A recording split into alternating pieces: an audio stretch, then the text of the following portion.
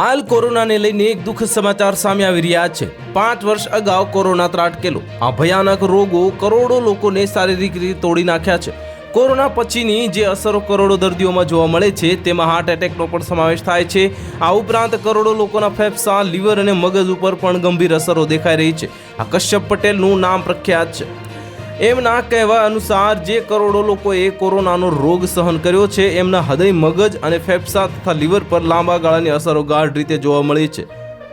આ ઉપરાંત આ કોરોના ઇફેક્ટના કારણે જટિલ પ્રકારના અને ભાગ્યે જોવા મળતા કેન્સરના કિસ્સાઓ પણ વધી ગયા છે।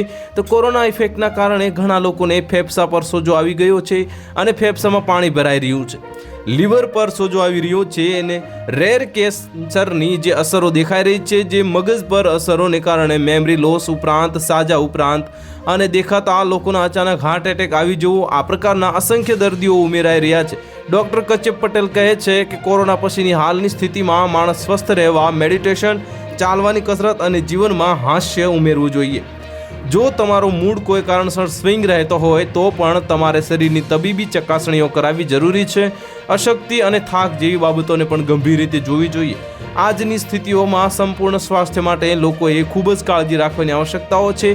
ભારતમાં લોકોએ હળદર અને અશ્વગંધા જેવી ચીજોનો ઉપયોગ સલાહ લઈને વધારવો જોઈએ। તો હાલ માટે આટલું જ। મળીશું નવી અપડેટ સાથે। જો તમને અમારા વિડીયો પસંદ આવતા હોય તો વિડીયોને લાઇક કરી દેજો, ચેનલને સબસ્ક્રાઇબ કરી બાજુમાં આવેલા બેલ આઇકનને દબાવી દો, જેથી તમને આવા સમાચારની અપડેટ મળતી રહે।